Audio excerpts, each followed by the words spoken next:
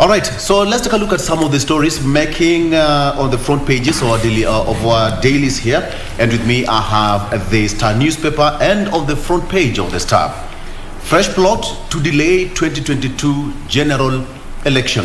Fresh plot to delay 2022 general election. Ex-senator says IEBC's date reduces Uhuru's term by 4 months. Hence, vote should be held in 2023. All right. Ex-senator says that IEBC date reduces Uhuru's term by 4 months. Hence, vote should be held in 2023. This is part of a discussion in the next hour with our political analysts, just to see what are the merits, whether it is possible or not. All right. And on the front page again, we have got the pictorial there of our Kenyan athlete making us proud in Tokyo. So far, Kenya has scooped 4 gold, 4 silver, and 2 bronze medals in Tokyo, Japan. Now, Kenya sits number 1 in Africa in terms of ranking, and I think that is something that we can always clap for. All right, give us. All right, we can. 1, 2, 3, turn the. Doreen, where are you? Funga. Right, there we have it. Fungua. Asante. Right.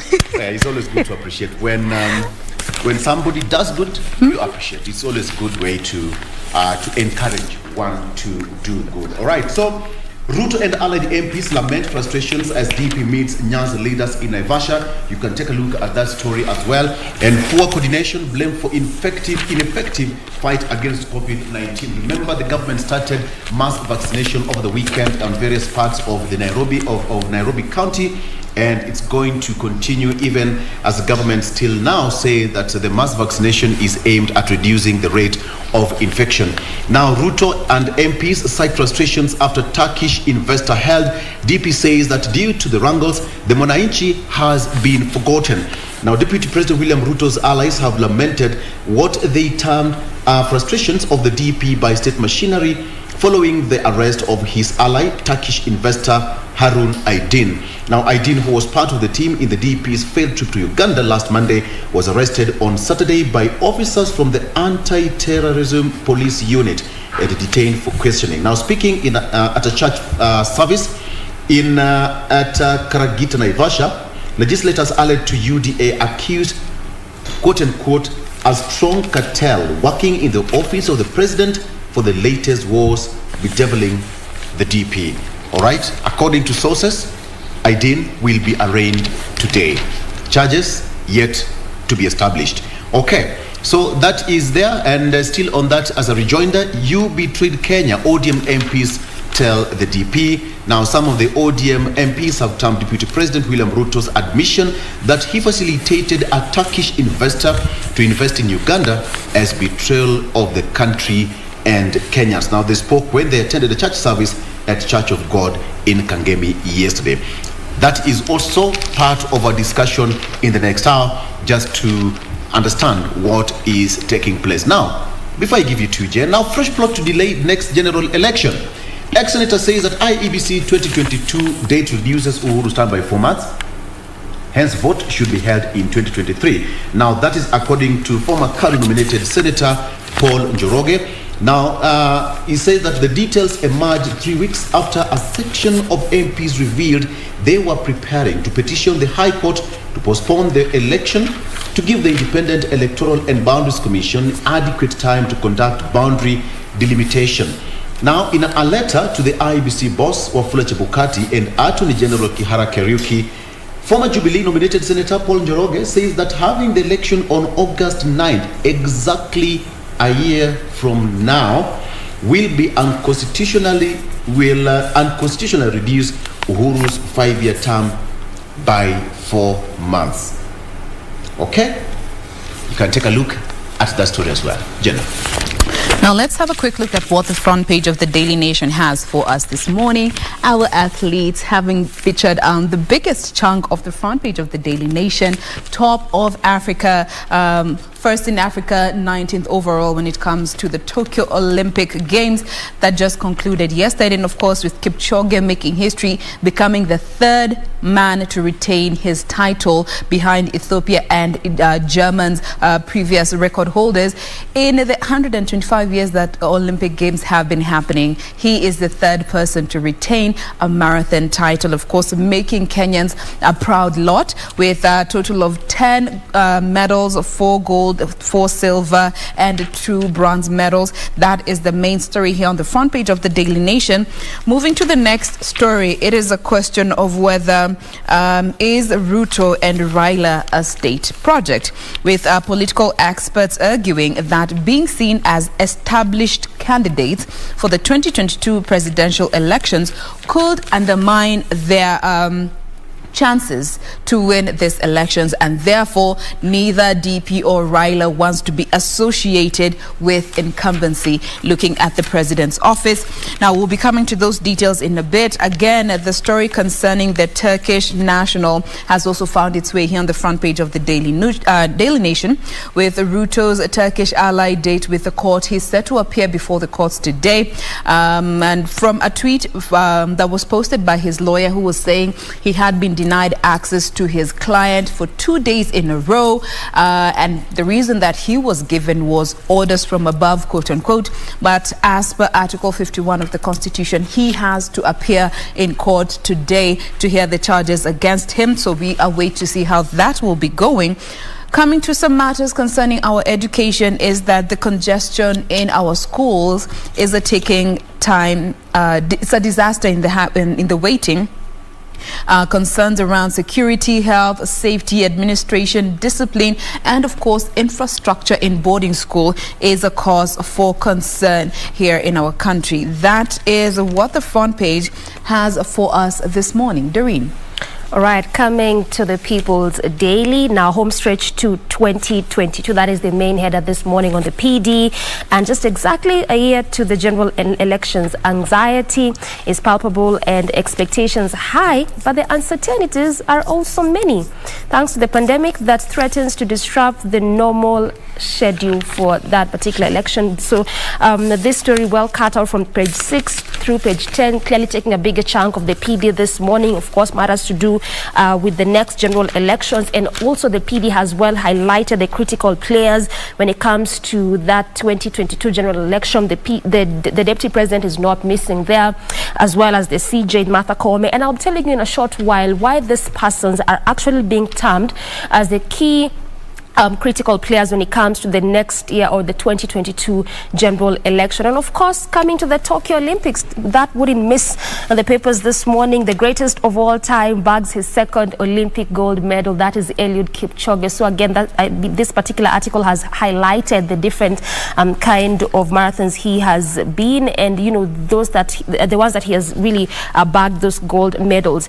And as we come to the opening of carrying to full capacity beginning today, as the Matatu, the PSVs were given that directive. That was last week. What does it mean for those that apply public transport? Yes, they're mentioning that they have put the COVID-19 protocols and that Matatu operators should adhere to that. But does it really change anything? And which kind of these new measures have they introduced? That is what I'll be telling you in just a short while, because this article has really highlighted all that, and even those that defy those protocols or those rules, they have it has well highlighted their fate and what will happen to them thereof. Coming to that issue of perhaps the number of death cases that have been recorded due to relationship matters, psychologists in this article highlights or better still gives solutions as to what can lead to reduction of these death cases as a result of relationships. So which ones are these? Are they new? Are they perhaps the old way, the old form of ways in which things were done, but just trying to do them in a new way? That is what I'm telling you in just a short while. But for now, we take a very quick breather. When we return to those details. Well, now, before we take that quick breather, I just want to give you an overview of what has been captured on the front page of the Standard. It seems that the scribes this Monday morning have been reading from the same script. Matters of what happened in Tokyo. Remember, 10 out of the 87 athletes that we had sent to Tokyo took the podium We had golds there indicating for at least 4 gold medals, 3 bronze and 3 silver and 2 bronze there. Also, matters of COVID-19 find themselves on the front page of the Standard this morning. Remember, government, on the other hand, as it continues rolling out mass vaccination there. There's an article here, and we're going to be delving into the details as we look at that situation, how government is handling that situation. Is that a few Nairobians have been forced to bribe their way to get these particular jobs. We'll be giving you details, as well as looking at what matters of politics. We've been saying now it's exactly 365 days to the next general election. So much has been said, so much is being said and done. Remember, we always ask you on this particular show to look at, or rather, follow the trail. Who is uniting with whom to what end? Then you can get the whole picture of what is happening in our political arena there. So President Uhuru Kenyatta and ODM leader Raila Odinga were in Mombasa, and the former premier has been quoted saying, "Tulipiga gumzo."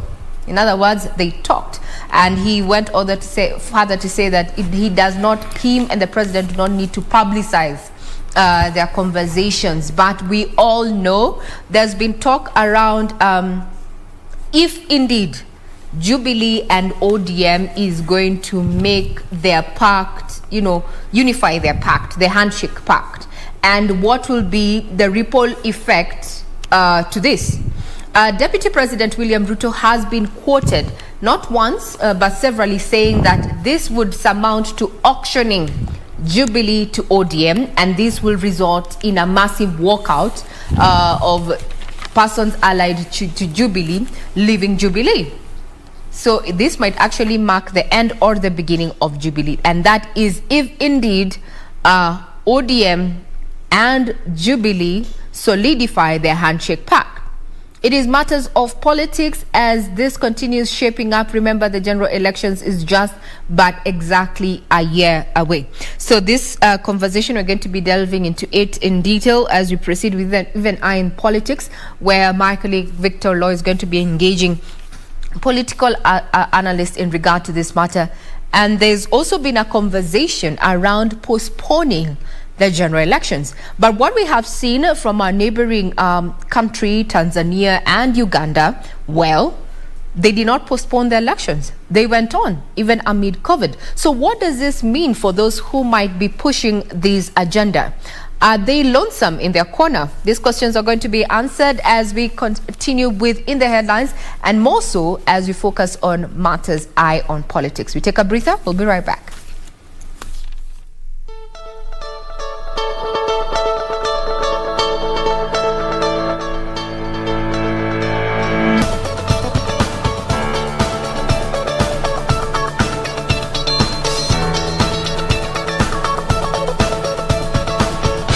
We start off with that particular story of what is happening in the political arena. So President Uhuru Kenyatta and former premier and leader of ODM, that is Raila Odinga, were meeting over the weekend in Mombasa. And the premier has been quoted saying that they do not need to publicize then and as when they have these meetings. But we all know that they are persons of interest as we walk towards, walk towards the general election. Now, talking about the general election, so many questions have been asked in regard to, are we going to postpone the general election? Because there's a section of people who think that we need to postpone the general election, and we even have a case in court that is challenging the general election, saying that the term for President Uhuru Kenyatta will not be completed by the set proposed date to hold the elections next year. So now there's been a question. Uganda and Tanzania have already had their general elections, even amid the COVID-19 pandemic. Will Kenya be left aside? That's a question that you and I needed to answer as we proceed in the days, and we can be focusing on this as we focus on matters of eye in the politics. Then also, who are the faces ahead of the general election, or rather as we now do a one-year countdown to the general elections? Some of the observers have said that names that we need to be keenly focusing on include Justin Musturi, that's the Speaker of the National Assembly. Remember, he was coronated as the Mount Kenya spokesman amid a lot of, controversy in his appointment there. Now, if we didn't know, a majority of us did not know, then we have the West and the East when it comes to Mount Kenya. Over the years, we've been pushing, or rather this agenda being pushed as Mount Kenya being one region, one voting bloc. And what has changed in the dynamics of the election is that when the Luhya community that has been over the years the hunting ground for votes, now the hunting ground has gone to Mount Kenya. That's another aspect of what is happening in our political scene. Another person that this article has highlighted that are going to feature prominently ahead as the days towards the poll next year is none other than Joseph Kenywa. As you've seen, we've all talked about the botched, or rather the cancelled trip by the Deputy President there, William Ruto. We also have the Interior Principal Secretary, Karanja Kibisho, who has also been quoted saying, in regard to this issue of the Turkish investor, he said there's nothing wrong with, the Kenyan authorities being given time to ascertain if this person is an investor, as Ruto and his allies claim, or he's someone who poses national security. Remember, these are some of the developing stories in regard to that particular issue, where he's going to be arraigned. That Turkish investor is going to be arraigned in court today, and our reporters are going to be keenly focusing on that. So the question is, are we recycling the same faces 1 year towards the general elections? Do we have options? And talking about options, we have businessman Jimmy Wanjige saying that it is time that the old guards in politics paved way for the young. Young here being relative. Don't you think? All right. That's a good question there, Ray. Okay, so let me just chip into that story of a plot to delay next general election. Now, according to former KANU nominated Senator Paul Njoroge, he cited Article 142 of the Constitution, which he argues that the 5-year presidential term begins on the day the president was sworn in. Now, Uhuru was sworn in on November 28, 2017, following protracted electioneering that saw his August 2017 victory nullified and a fresh presidential ballot held. Now, I quote, "The current office holder of the Office of the President of the Republic of Kenya was sworn in on November 28, 2017. It therefore goes without saying that the term of the Office of the President shall expire on November 27, 2022. Now, it continues, that is, thus, if the election is to be conducted on August 9, 2022, as you have indicated, it means that the current president shall have been denied over 4 months of his term, which is unconstitutional." Now, Njoroge also cites Article 136 that provides for the second Tuesday in August every 5th year. He argues that after Uhuru's term ends on November 27th, 2022, the second Tuesday in August can only be in 2023. So these are some of the intrigues surrounding the issue of presidential term limit and whether the president is going to leave office after 2022 polls or the allegations are true. All right. So this is it. All right, Jubilee Party put on the spot over 87 million shillings of his rent. Auditor General also questions the whereabouts of 7.48 million shillings inherited from TNA. Now, this is after party failed to register the lease agreement for the property with the Minister of Lands and Physical Planning to justify the payments. Now, the Registered Land Act requires the registration of leases for a specified period exceeding 2 years. So that is something that is also bedeviling the Jubilee Party as well. So if you thought that you're the only person who has debt, Jen, think about it as well. Okay. But everybody has a debt. Everybody. Why are you choosing violence against me? Okay, let me pick on Doreen back. All right. Why me? We apologize. It's a Monday. I come in peace. Because you think I'd say nothing. Tutakurusha kwa barabara inafungwa for 60 days. All right, so this is it. The TAC in Ruto's aborted trip to be arraigned, as actually quoted in so many papers today. Now he's like to be arraigned today, as police say that they are investigating his activities in the region, particularly in relations to money laundering. So that is something that we are also focusing on. But this, Regina, probably you'll just have to chip in later. Kenya, South Africa and Nigeria top e-commerce market in East Africa.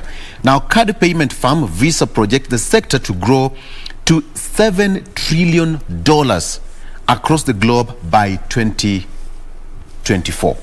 So, probably Regina will also have to give us her insight on that. Yeah. But ladies, remember today is full capacity, as you said. I don't know how it's going to work out. Matatus are going back to furu condition.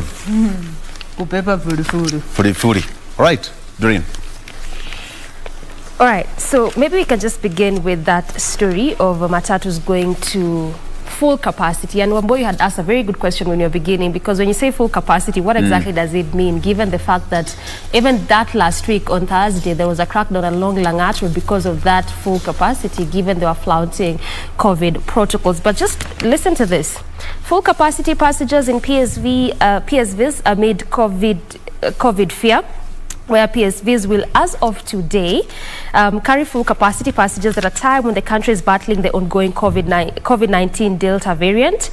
And this was mentioned by the Transport CAS, that is Chris Obure, who said that this decision was arrived after reviewing the COVID-19 protocols and conducting a series of meetings with the various stakeholders, of course, the various PSV stakeholders. In particular, Obure said that they had agreed to allow the industry to self-regulate itself by ensuring PSV adhere to the laid down protocols. Of course, washing of hands, sanitizing and wearing of face masks all through. Now, one interesting thing that one thing that I found interesting rather when I was looking at this article is, first of all, crews, the crews, this include the driver, the tout, as well as those that are always there trying to fill the buses or the matatus. They are to make constant onboard announcements, reminding passengers on the need to uphold precautionary measures and also ensure that the vehicle is disinfected after every trip. So this means that after every point where perhaps a passenger comes on board or one alights or that sort of thing, they have to constantly make announcements. The question is, will that even be adhered to? Who perhaps even remembers to make these announcements? And then the next thing is that hawking, preaching or begging in matatus and buses will also not be allowed. And for those flouting this protocol, Dixon Mbugwa, that is the Matatu Welfare Association chair, said that they have agreed that anyone who is caught downplaying these protocols, they'll have their license revoked. I mean, guys, how practical is this? And even that issue of having license revoked, if at all they are found flouting these new rules that perhaps have been given, is that even practical? Will it even happen? Doreen, this is my take on this. We all remember the rule on safety belts or seat belts? By Mishuki rules. Mishuki rules. All just disappeared just like that. Nobody wears a seatbelt. Let's be honest. In a matatu, where you have got a three-seater, these 3 seats, now it's going to go like that. Initially, they used to have 2 people in those 3 seats. The 2 seats would accommodate 1 person, but right now, they're going to be 2 people. In other words, if you have a 32-seater, from today it's going to be 32 people on board. It's not going to be half or 16 people or 15. It's going to be 32. 56. Now let me raise this question. So what if, because you know the virus is an unseen ghost, you have got a 52-seater matatu and we have got a full board, 52 people, and 2 people, God forbid, 2 people are infected, 1 in front and perhaps another person at the back. Your guess is as good as mine. That is 1. 2, the Ministry of Health has been always telling people that avoid crowded places one, churches have been closed, and political rallies have also been, cancelled. But we've seen politicians still going against the rules. But the question is, how are they going to make it? Because this is Kenya. Somebody would even go and spray water using a knapsack sprayer or, in the guise of spraying a sanitizer. Yeah. It's going to be tricky. So it's God for all. That's all I can say. God for all. Let me respond to what the public transport sector said in regard to that matter. And I want to quote this particular article that has been captured on one of our dailies this morning. So players in the public transport sector have welcomed the new directive, and they have said it will allow them to self-regulate and carry full capacity starting this morning. But we all know this has never changed, right? Mm-hmm. We have been packed up as we have been back then. We all know the situation on ground. However, they have said now full capacity begins today, and that begs the question that Jane was asking. Does now, when you say full capacity, does it also include those standing? That would be actually overcrowding. Yeah. However, right. Mm-hmm. However, there's been comments from the Ministry of Transport trying to justify their move. They said they have, and this is quoting Chief Administrative Secretary, the Ministry of Transport, that is Christopher Obure.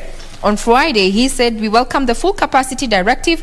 We felt neglected.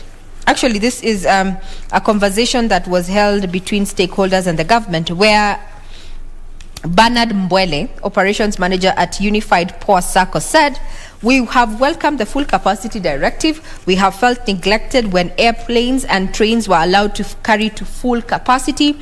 We do not plan to increase or reduce fares, considering the price of fuel has not decreased. Habari ndio hiyo. Questions have been because the excuse that the public transport give under the new directives, observing social distancing, masking, sanitizing, fare went up. But now they've come up and said, yes, they've welcomed the return to full capacity, or rather normalcy as far as public transport is concerned, but fare is not going to come down because fuel hasn't come down. So that is what this particular Matatu route says, and that is not just their own, it's not their own view. Also the Matatu Owners Association chair, Simon Kibitai, welcomed the move, saying that Matatu owners had lost a lot of income since the pandemic began. Kimutai goes on to say that he's urging passengers to do their part to ensure the measures are observed, and also urge traffic police officers to be strict in enforcing the new rules. So what do the new rules entail? We're already breaching the social distancing. So I think when they say the new protocol is that everybody has to be masked and you need to sanitize when you board that particular vehicle. Is this going to be the situation on ground beginning today? We'll be keeping tabs. It's a wait and a see situation, by the way. I choose to give them the benefit of doubt because I can tell you for a fact that there are some matatus that adjusted to the COVID-19 rules. They chomwad some of the seats, ensured that there is social distancing within the matatu themselves. They adjusted the seating, the way the seats are usually positioned when you're buying the car. So let's just give them the benefit of doubt and wait and see how this will play out. Now let's come to the back page of the Daily Nation and look at this particular story concerning the overcrowding in some boarding schools, with this particular daily saying that there are schools that are overcrowded to as much as an excess of 2,000 learners. So education stakeholders have warned that the country is courting a disaster with the congestion that is currently in our secondary schools in their 100% transition, in line with the 100% transition policy by the government, and also attributing this to the failure by the government to expand infrastructure in most of these secondary schools.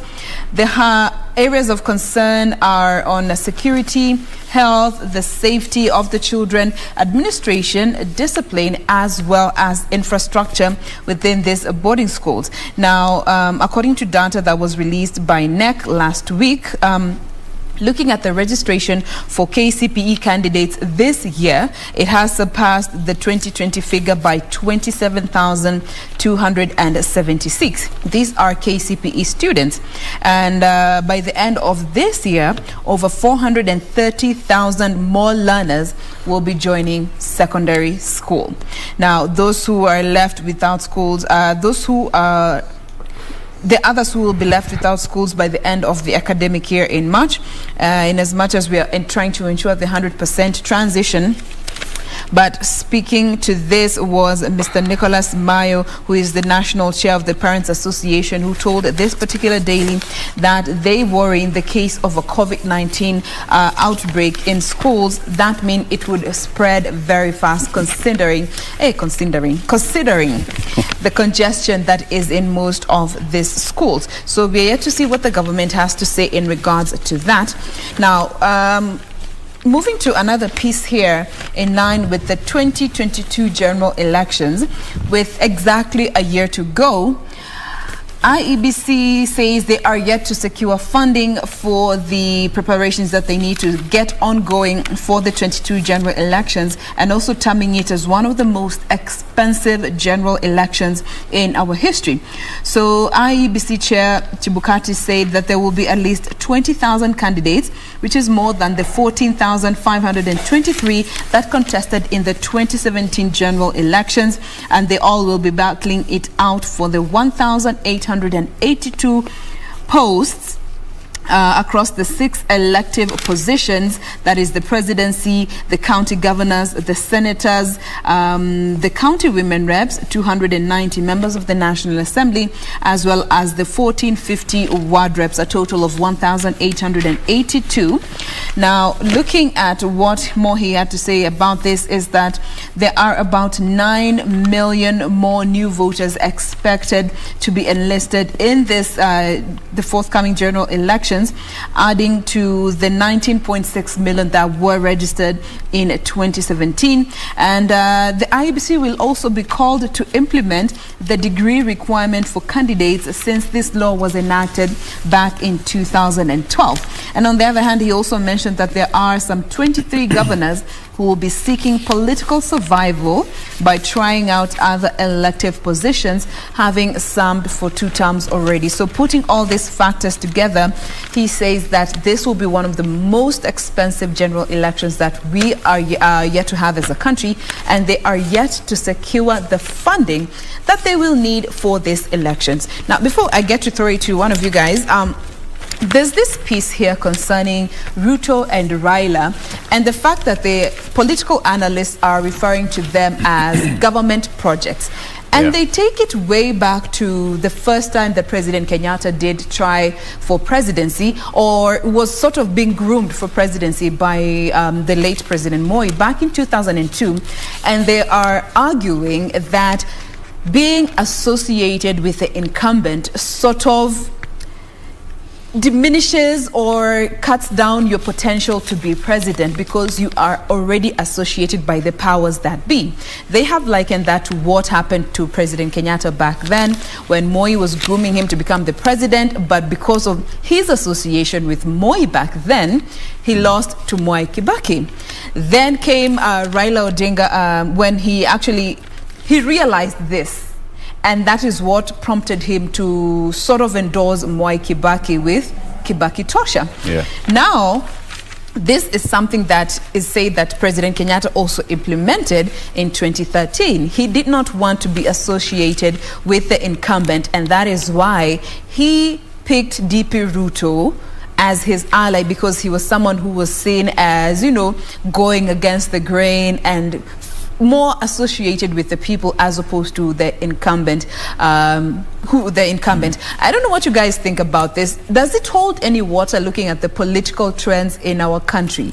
Being associated with the power that is sort of, disqualifies you to some extent as a potential candidate, and that is why DP and Raila don't want to be endorsed by the president.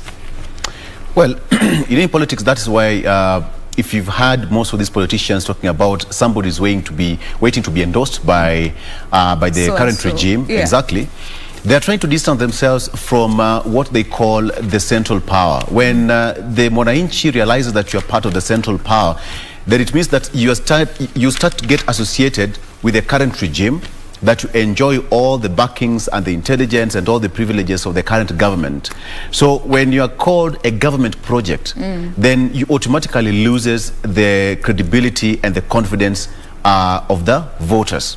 So that is why when you hear another politician saying that his opponent is waiting to be endorsed by so-and-so, that is a political strategy. You are pushing your opponent to the masses so that they can get that feeling of, oh, okay, so he's not legit. He's not confident enough to come to us and ask for votes. He's only waiting for him to be pushed, for him to be a government project. And once you become a government project, as I said, you lose the confidence and the credibility, and even your supporters will start losing that faith in you, that unless you're supported by the powers that may be, as you put it, then you have nothing to take home. So could this be one of the reasons that we are seeing also the DP sort of disassociating himself with the second term failures of the government? Exactly. Because even in the papers they did say that he wants to be associated with the first term as opposed to the second term, terming the failures of the second term as the president's association with former premier. Well, to the DP, he's been playing... Is this a political strategy? It is a political strategy, number one. We all know that Deputy President started campaigning 4 years ago, all right? So, I mean, immediately after the handshake, now that was the launching pad for attacks and, you know, how to get the political mileage and how to get that soft spot to punch even harder. Now, this is it.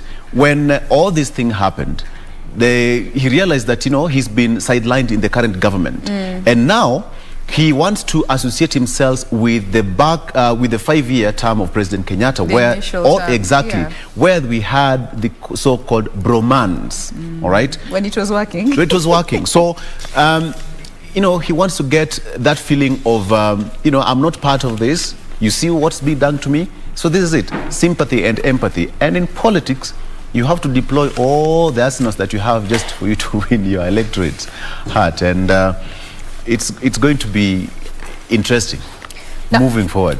Let me chip in and want to respond to this in a true two-pronged manner. Jane, you've asked then the issue of endorsement. Does it augur well for a candidate or not? It is actually two-sided. When we look at endorsements, even in these by-elections that we've been having parties fielding their candidates, and given the support that these candidates receive, you know, actually plays a very big role in how people vote, or rather the clout. It's all about clout. So here we have the way things are looking right now, and I'd want to borrow from what some of the observers have pointed out, is that it is shaping up to be like a two-man race ahead of 2022. Yes. We have on one corner, we have the Deputy President William Ruto. On the other corner, we have former Premier and leader of ODM, that is Raila Odinga. So look at it this way. If, and there's been this narrative that I pointed, or rather I alluded to earlier, there's been a conversation between Jubilee and ODM wanting to solidify the handshake. What will this mean for alliances within Jubilee and ODM? In this regard, the Deputy President William Ruto has termed such a strategy as an auction of Jubilee to ODM. And he says that it would lead to a massive walkout by Jubilee allies at this point. So there's that one. So Raila also wouldn't want to be endorsed, or rather seemingly, if he gets endorsed by President Uhuru Kenyatta, chances are he might get the Mount Kenya vote. Remember now, Mount Kenya has become the hunting ground for votes. He might get the support he requires to push him to a better advantage from Mount Kenya. At the same time, he runs a risk of having, or rather losing, Jubilee in terms of, you know, some of the allies of Jubilee now moving away because this is being pushed by the president. Then on the other hand, there is Ruto. Also Ruto, we have seen over the last few weeks and months, he has been campaigning in Mount Kenya region. Remember, Mount Kenya region has also now is a hunting ground for votes. We have stopped focusing on Doreen and where she comes from. That is Western and the Luya vote. Yeah. Now concentration is within Mount Kenya. So for Ruto, he knows why he's going for Mount Kenya, because it has already been said and observers have said that now that's the new hunting ground. So if he gets endorsed by the president, he carries now the weight, and that's why he's really been working at associating himself with the failures of this second tenure and blaming the handshake, because he has said, I have been sidelined. You should not question what has happened. You should not question me on what has happened in this last few years, because I was not central to the decision making. He wants to disassociate himself so that he does not carry the burden. But the question is, does he seize being the deputy president? There's that angle. So this is two-pronged from where I sit. The issue of the handshake is something that we need to keenly focus on. Endorsement is also another issue. Remember what is happening with the appointment of the National Assembly Speaker, Justine Muturi and such. So for me, it's two-pronged. You stand to gain and lose. So the issue is, what risk are you willing to bear? Doreen? Yeah, clearly. I mean, we can't quite say anything or put anything on the table. It's just a question of wait and see. Because, I mean, when you go to for elections, like we keep saying, we cannot miss to have new alliances or even new parties. And then we cannot also miss to talk about politics of endorsements. Just the other day, we saw the three former NASA principals, that is Musalia Mudavadi, Mweta, as well as... Kalonzo Musyoka. Yeah, Kalonzo Musyoka, saying that they did not need the endorsement of ODM party leader Raila Odinga, that they could do this on their own. And even just as we're having this conversation, I was looking at what the front page of the PD was just, you know, alluding to what we are actually conversing. And when I talked about the critical players when you're beginning this particular segment, actually the PD has well featured DP Ruto as well as ODM party leader Raila Odinga as the key critical players when it comes to 2022 general elections. So what does this mean for the country, and what does this mean even for other critical or other players when it comes to next year's election? Well, perhaps Victor, on Eyes on Politics, that's one of the things, as well as many other things that we'd want to know, even as viewers, what it entails when it comes to the next general election, given that we only have 1 year to that election. All right, so that's why we bring this segment to a close. When we return, plenty more of Good Morning Doreen, Kenya. Doreen, before you wrap? Before you go, I have a question for all of you, starting with Regina, Doreen, and Jain. Okay, shoot. And by the way, we also have a guest here. She will tell us, how much have you spent on buying a necklace? The most expensive necklace that you've ever bought. How much do you spend on it? Deep. No, please ask me something that I wear. No.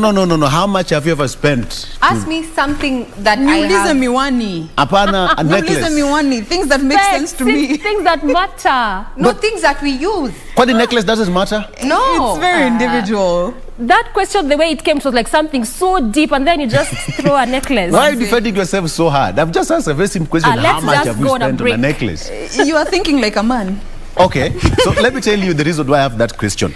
Diamond, Simba himself, has spent 111,360,000 Tanzanian shilling. 48,000 US dollars. That is 5.2 million shillings on diamond chain. I am done. We'll be back after this with Iron Politics.